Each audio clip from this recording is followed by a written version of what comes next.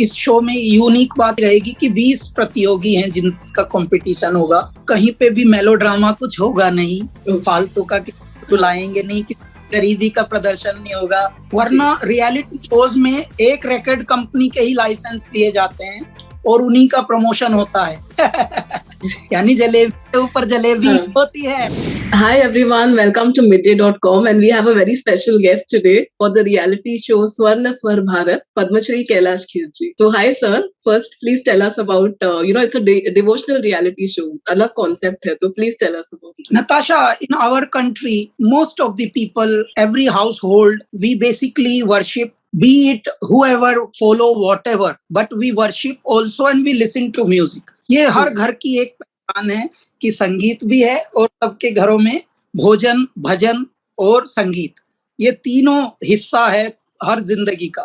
लेकिन भारत में, भारत की जीवन शैली हजारों साल पहले क्या थी, जहां पर बिना हॉस्पिटल के भी लोग 100 वर्ष के होते थे और कोई बीमार भी नहीं होता था। बिना एजुकेशनल इंस्टीट्यूशंस के भी, बिना कॉलेजेस के भी हजारों साल पहले भारत का हर घर शिक्षित होता था। तो ये क्या था जो एजुकेट करता था उस भारत को, जब बिना कॉलेज, बिना यूनिवर्सिटीज के? तो ये यही था, संगीत था, कथाएं थी और वो पीढ़ी दर पीढ़ी आगे बढ़ती जाती थी। एक रैट रेस में हम लोगों ने अपनी जिंदगी को इतना बदल लिया कि पिछले 2 साल में हमें ये दिखा दिया भगवान ने, you need only basic, and if you need basic well, if you really practice with basic correctly, then I think you are most happiest and healthiest person ever. तो उसी थॉट से ये पूरा शो जन्मा और ये शो है बिल्कुल इसलिए डिफरेंट है कि कभी भी इस तरह का शो सोचा भी नहीं गया। हमारे भारत में भगवान का नाम लेने से लोग डरते हैं,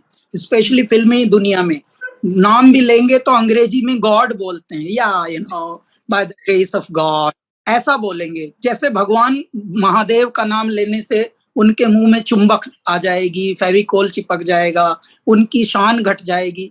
जबकि आप देखिए जितने भी बड़े लोग हैं, बड़े एक्टर हैं, बड़े हीरो हैं, उनके आप माता पिता को अगर वो आए हैं किसी दूसरी जनरेशन के, तीसरी जनरेशन के, तो आप देखिए तो उनके माता पिता, हमारी फिल्मी दुनिया कहाँ से शुरू हुई? रामलीलाओं से शुरू हुई, कृष्ण लीलाओं से शुरू हुई। लोक कथाओं पर पहले नाटक होते थे, उनसे शुरू हुई। तो और लोक कथाओं में सबसे बड़े नाटक जो होते हैं तो भगवान के होते हैं, कृष्ण के होते थे, राम के होते थे, भगवान शिव के होते थे, शिव के ब्याह हुआ। इस प्रकार की जनरेशन के लोग अचानक इतने फैशनेबल हो गए कि उनको भगवान का नाम लेने से भी ओल्ड फैशन लग रहे हैं, अनकूल लग रहे हैं। तो वो घटिया सोच को प्रणाम करने के लिए हमने ये आविष्कार एक हुआ, क्योंकि पिछले 2 वर्ष में कोरोना टाइम में बड़े छोटे, फैशनेबल, अनफैशनेबल, सबको भगवान ने दिखा दिया कि भैया सबको ऑक्सीजन चाहिए और ऑक्सीजन मिलती है पेड़ों से। तो इसलिए पेड़ लगाओ, बकवास मत करो, ज्ञान मत बांटो। मतलब बुद्धि के होते हुए बुद्धिहीन, आंखों के होते हुए अंधे हो गए हैं लोग। तो क्यों ना हम बैक टू बेसिक्स की ओर आ जाएं। तो ये बैक टू बेसिक की तरफ लाने का एक प्रयास है कि भगवान ने एक ऐसी दुनिया बनाई है भारत, जिसमें भोजन, भजन और संगीत, ये 3 चीज जिसके पास है वो मस्त रहता है। तो हम फिर से ये स्वर्ण स्वर भारत लेकर आए, जिसमें सॉन्ग्स गाएंगे प्रतियोगी और गुरु लोग उस पर अपनी अपनी प्रतिक्रियाएं देंगे सुर, सार और भाव के माध्यम से। और उसमें कथाएं होंगी छोटी छोटी, जो सॉन्ग्स होंगे वो तो अपने आप में मोरल होते हैं। कथाएं जो छोटी छोटी उससे चिपकी होंगी, जो पंडित कुमार विश्वास बताएंगे, तो उसमें भी ग्राफिक्स के जरिए जब वो कथाएं बताएंगे तो वो विजुअल भी एक ट्रीटमेंट मिलेगा और बहुत सारी सीख मिलेगी। ये सीख मिलेगी कि कैसे हमारे त्योहार, हमारी पूजा पद्धति, हमारे पूजा पाठ भी कैसे जुड़ी हुई है प्रकृति से और स्वास्थ्य से, साइंटिफिक भी है जितनी आस्था से जुड़ी है। तो यही बातें बताने का ये पूरा शो है। और इस शो में यूनिक बात ये भी रहेगी कि 20 प्रतियोगी हैं जिनका कंपटीशन होगा और वो स्वच्छंद हैं, अलग अलग प्रांतों से आए हैं, कई बार अलग अलग भाषाओं में भी गाएंगे, देशभक्ति गीत गाएंगे और ईश्वर भक्ति गीत गाएंगे, डिवोशनल। तो और उनके विचारों में प्रतिक्रियाएं होंगी उनकी गायकी के ऊपर। कहीं पे भी मेलोड्रामा कुछ होगा नहीं, फालतू का बुलाएंगे नहीं, कि गरीबी का प्रदर्शन नहीं होगा। बहुत सारी चीजों में प्रतियोगी भी ऐसे हैं हमारे 20 जो अलग अलग भाषा में भी गा सकते हैं, स्वच्छंद तरीके से गा सकते हैं, हम्म, ठुमरी गा सकते हैं, क्लासिकल गा सकते हैं, फिल्मी गा सकते हैं, नॉन फिल्मी गा सकते हैं। तो अपने आप में ये स्वच्छंदता का परिचय है। वरना रियलिटी शोज में एक रिकॉर्ड कंपनी के ही लाइसेंस दिए जाते हैं और उन्हीं का प्रमोशन होता है। यानी जलेबी के ऊपर जलेबी हाँ। होती है। एंड आवर ऐसा एंटरटेनमेंट इज को producing also this. Do you want to tell us, ये concept आपके mind में कैसे आया especially when you decided to produce it? जी, मेरे दिमाग में ये बात आई थी एक्चुअली कि देखिए दुनिया में बहुत तरक्की कर रहे हैं लोग, लेकिन तरक्की के क्यों लाचार हो गए हैं? क्यों ऑक्सीजन के बेड ढूंढते हुए घूम रहे थे लोग पिछले 1-2 साल में? तो बहुत परेशानी में क्यों? अच्छा, हम दुखों में ही भगवान के यहाँ क्यों जाते हैं? दुखों में ही हम मंदिर जाते हैं, मस्जिद जाते हैं, गुरुद्वारे जाते हैं, दरगाह में जाते हैं, दुखों में। अरे भैया, दुखों के ग्रेटिट्यूड के लिए भी चले जाओ ना, धन्यवाद के लिए भी। तो तब मेरे दिमाग में था, भगवान यदि मैं कभी कोई शो प्रोड्यूस करूं तो वो ऐसा हो जो हमारी ही कल्चर, हमारी ही संस्कृति की धरोहर जो हम भूल गए हैं, फैशन बाद में लगे हैं, और कौवा चला हंस चाल अपनी भी भूल गया। और इसलिए ये स्वर्ण स्वर भारत फिर बना और हमारा साथ दिया जी टीवी, जी अनमोल, जी5 ने। उनको भी धन्यवाद। एंड ये प्राइम टाइम स्लॉट पे आ रहा है, काफी कंपटीशन है, बाकी reality shows including big boss and singing shows भी है। तो आपको क्या लगता है, लाइक नया ट्रेंड शुरू करेगा या ऐसे कुछ आपके माइंड में है? नया ट्रेंड शुरू करेगा और घर घर में ये ऐसे देखा जाएगा जैसे महाभारत और रामायण देखी जाती थी। क्योंकि देखिए, जब इंसान पूरी तरक्की कर लेता है तो साइकिल तो कंप्लीट होने के बाद तो बैक टू स्क्वायर वन में ही आना पड़ेगा ना आपको। तो ये बैक टू बैक ही कॉन्सेप्ट है इसमें। तो हर घर में देखिए दुख है, हर घर में झूठ बोला जा रहा है, हर घर में रिश्तों में दरारें हैं, हर घर में कहीं ना कपट हो रहा है, हर घर में बेईमानी हो रही है, हर्ट हो रहे हैं लोग, दिल दुखाया जा रहा है। तो ये क्यों हो रहा है? इसलिए मतलब आप इसलिए पैदा हुए थे कि ये तरक्की करने में आप ऐसे बन जाएं? बनते तो जब पैदा होते हैं लोग घरों में, सब बोलते हैं एंजल हुआ है, प्रिंस हुए हैं, प्रिंसेस हुए हैं। उनमें क्या मिट्टी पड़ जाती है क्या? बाद में उनके ऊपर क्या कोई श्राप चला जाता है क्या?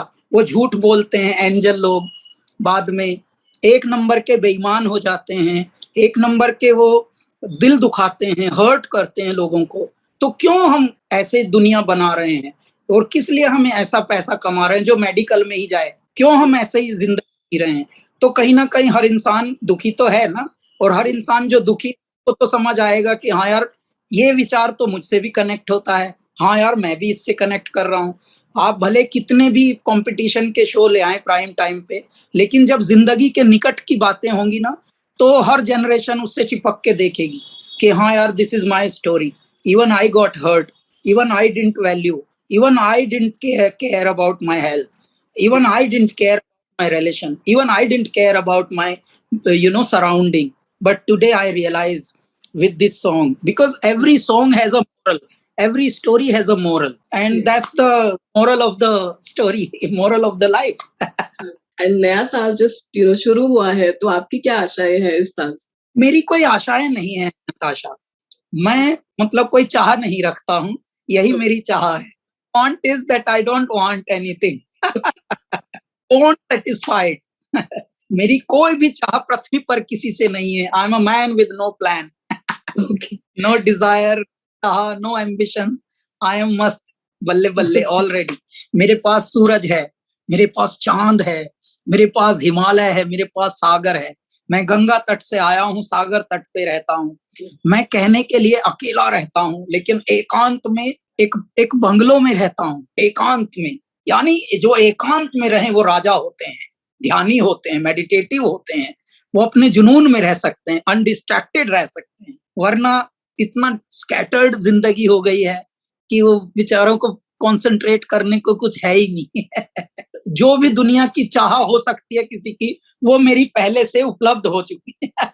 कोई मैसेज आपके फैंस के लिए जो इतने सालों से आपको फॉलो करते आ रहे हैं? मेरा 16 साल का करियर है। देखिए 16 साल के करियर में मैंने जो जो किया है, मैं I would pay my gratitude and thank you to my all the wonderful people who love our music, who encourage us by blessing this kind of thoughts and this kind of. 16 साल के career में हमने जो भी किया है वो unique होता है। क्यों होता है? क्योंकि परमात्मा ने हमें यूनिक बनाया है, पागल बनाया है थोड़ा। जुनूनी बनाया है। हम जिंदगी के जुनून जीते हैं।